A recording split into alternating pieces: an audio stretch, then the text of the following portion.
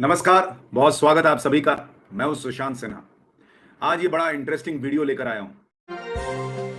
4 जून को बैठक में मोदी कैबिनेट 11 साल की उपलब्धियों पर करेगी चर्चा। ऑपरेशन सिंदूर व सरकार के अगले रोड मैप रहेगा फोकस। प्रधानमंत्री नरेंद्र मोदी अपने तीसरे कार्यकाल के 1 वर्ष पूरे होने से ठीक पहले सभी केंद्रीय मंत्रियों के साथ एक महत्वपूर्ण बैठक करने जा रहे हैं, जिसमें आगे की रणनीतिक पर चर्चा की जाएगी। यह अहम बैठक 4 जून को शाम 4:30 बजे सुषमा स्वराज भवन में आयोजित होगी, जिसकी अध्यक्षता खुद प्रधानमंत्री नरेंद्र मोदी करेंगे। इसमें तीसरे कार्यकाल के पहले वर्ष की समीक्षा, ऑपरेशन सिंदूर की सफलता पर फोकस और एक नए जनसंपर्क अभियान की योजना पर चर्चा होगी। सरकार आगामी चुनावों को ध्यान में रखते हुए अपनी उपलब्धियों को जनता तक पहुंचाने पर भी जोर देगी।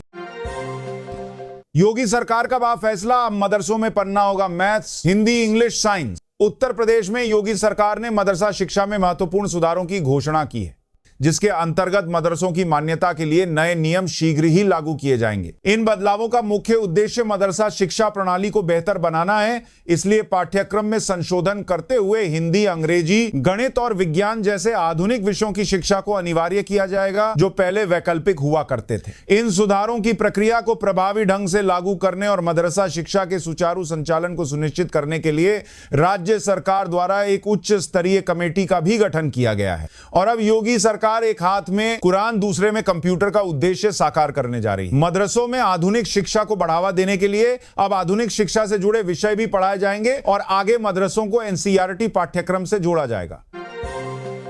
एलजी से मिली महबूबा मुफ्ती, कहा कश्मीरी पंडितों के बिना अधूरी है घाटी की सियासत, सौंपा वापसी का प्रस्ताव। पीडीपी अध्यक्ष महबूबा मुफ्ती ने आज उपराज्यपाल मनोज सिन्हा से मुलाकात की और कश्मीरी पंडितों की वापसी और पुनर्वास को लेकर एक औपचारिक प्रस्ताव सौंपा। बैठक के बाद महबूबा मुफ्ती ने मीडिया को बताया कि हमने उपराज्यपाल से मुलाकात कर एक बार फिर कश्मीरी पंडितों की घाटी में वापसी की मांग को दोहराया। हमारा मानना है कि कोई भी राजनीतिक प्रक्रिया सफल नहीं हो सकती जब तक कि कश्मीरी पंडितों की भागीदारी नहीं होती। उन्होंने यह भी कहा कि इस विषय पर बनाया गया दस्तावेज उपराज्यपाल को भेजा गया है, साथ ही केंद्रीय गृह मंत्री और सीएम उमर अब्दुल्ला को भी भेजा जाएगा।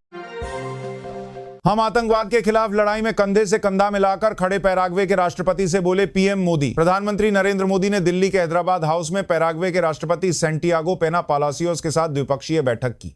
इस दौरान प्रधानमंत्री मोदी ने कहा, आपकी यात्रा बहुत ही ऐतिहासिक है। दूसरी बार पैराग्वे के किसी राष्ट्रपति की भारत यात्रा हो रही है। मुझे खुशी है कि आपके साथ ताकतवर प्रतिनिधिमंडल आया है। आप केवल दिल्ली ही नहीं बल्कि मुंबई भी जा रहे हैं। मेरा विश्वास है कि आपसी सहयोग से हम साझी समृद्धि मार्ग प्रशस्त करेंगे। इस बीच पीएम मोदी ने साफ तौर पर कहा कि भारत और पैराग्वे आतंकवाद के खिलाफ लड़ाई में कंधे से कंधा मिलाकर खड़े हैं। साइबर अपराध, संगठित अपराध और मादक पदार्थों की तस्करी जैसी आम चुनौतियों से लड़ने के लिए सहयोग की अपार संभावनाएं हैं। लखनऊ से मुंबई के बीच चल सकती है पहली स्लीपर वंदे भारत। 10 घंटे में पूरा होगा सफर। भारतीय रेलवे उत्तर प्रदेश को एक बार फिर बड़ी सौगात देने जा रहा है। देश की पहली sleeper Vande Bharat express train की शुरुआत इसी राज्य से होगी। इस ट्रेन का रूट भी फाइनल हो गया है। इसकी ट्रेन का पूरा विस्तृत शेड्यूल जून में जारी किया जा सकता है। इस ट्रेन को प्रदेश की राजधानी लखनऊ से महाराष्ट्र की राजधानी मुंबई तक चलाने की योजना है। जुलाई से ट्रेन का संचालन शुरू होने की संभावना है। इससे पहले देश की पहली वंदे भारत ट्रेन वाराणसी से दिल्ली के बीच शुरू की गई थी।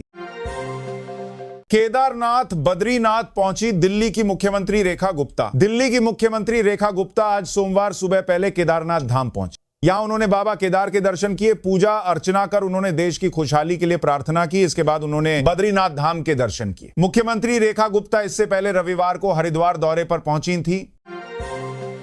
सिक्किम में आर्मी कैंप पर लैंडस्लाइड थी की मौत, 6 जवान लापता। नॉर्थ ईस्ट में भारी बारिश और भूस्खलन से तबाही मची हुई है। इसी कैकी में सिक्किम में आर्मी कैंप पर हुए लैंडस्लाइड में 3 लोगों की मौत हो गई, जिनमें 2 जवान भी शामिल हैं। बताया जा रहा है कि 6 जवान लापता भी हैं, जिनके लिए तलाशी अभियान चलाया जा रहा है। रक्षा अधिकारी से मिली जानकारी के मुताबिक 3 लोगों के शव बरामद हुए हैं, वहीं 4 लोगों को मामूली चोटों के साथ बचा लिया गया है। अधिकारी ने यह भी कहा, 6 लापता कर्मियों का पता लगाने के लिए बचाव दल चुनौतीपूर्ण परिस्थितियों में 24 घंटे काम कर रहा है। इससे पहले बताया गया था सिक्किम में बाढ़ के कारण 32 लोगों की मौत हो गई। बिहार चुनाव 2 से 3 चरणों में हो सकता है। दिवाली छठ को ध्यान में रखकर तय होगी तारीख। बिहार विधानसभा का कार्यकाल 22 नवंबर 2025 को समाप्त हो रहा है। ऐसे में चुनाव आयोग ने चुनावी तैयारियों को तेज कर दी। संभावना जताई जा रही है कि इस बार विधानसभा चुनाव 2 से 3 चरणों में कराए जा सकते हैं। चुनाव की तारीखें दिवाली और छठ जैसे महत्वपूर्ण त्योहारों को ध्यान में रखकर तय की जाएंगी, ताकि पर्व त्योहारों में मतदाताओं को कोई असुविधा का सामना न करना पड़े। चुनावी तैयारियों में जुटी कांग्रेस। 6 महीने में 5वीं बार बिहार दौरे पर आएंगे राहुल गांधी। कांग्रेस नेता राहुल गांधी 6 जून को 5वीं बार बिहार दौरे पर आ रहे हैं। मीडिया रिपोर्ट्स के मुताबिक राजगीर में अति पिछड़ा सम्मेलन को संबोधित करेंगे। इसी के साथ इस वर्ष वे पहले भी जनवरी, फरवरी, अप्रैल और मई में बिहार आ चुके हैं। इससे पहले दरभंगा दौरे पर बिहार आए राहुल गांधी की यात्रा को लेकर काफी विवाद हुआ था। वहीं राहुल गांधी 3 जून भोपाल और 4 जून को चंडीगढ़ के दौरे पर रहेंगे। बारिश और भूस्खलन ने पूर्वोत्तर में तबाही मचा दी है। अरुणाचल प्रदेश, असम और मिजोरम में बड़े पैमाने पर नुकसान हुआ है। इस बीच राहुल गांधी ने इस पर चिंता जाहिर की है और सोशल मीडिया में पोस्ट करते हुए दुख जताया है। वहीं उन्होंने कहा कि मैं केंद्र और राज्य सरकारों से अपील करता हूं कि राहत और बचाव कार्यों को तेज किया जाए और हर जरूरतमंद तक तुरंत सहायता पहुंचाई जाए। इसी के साथ कांग्रेस के सभी नेताओं और कार्यकर्ताओं से आग्रह किया है कि हर प्रभावित व्यक्ति की मदद के लिए राहत कार्यों में हर संभव सहायता प्रदान करें। तो वही पूर्वोत्तर राज्यों में बारिश से तबाही के बीच प्रियंका गांधी ने भी कांग्रेस कार्यकर्ताओं से की मदद की अपील की है।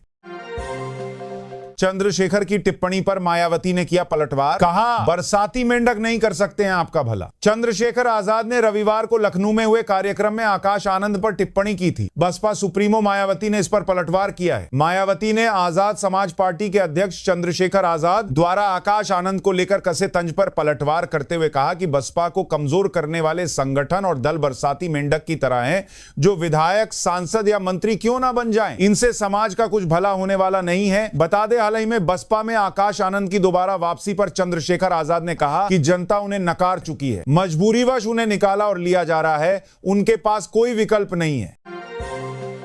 सुरक्षा बलों को मिली बड़ी सफलता, 16 इनामी नक्सलियों ने एक साथ किया सरेंडर। छत्तीसगढ़ में नक्सलियों के खिलाफ पुलिस और सुरक्षा बलों की कार्रवाई लगातार जारी है और इस दौरान नक्सल संगठन को बड़ा झटका लगा है। सोमवार को सुकमा जिले में पुलिस और सीआरपीएफ के अधिकारियों के सामने 16 नक्सलियों ने आत्मसमर्पण कर दिया। कुल मिलाकर इन 16 नक्सलियों पर 25 लाख रुपए का इनाम था।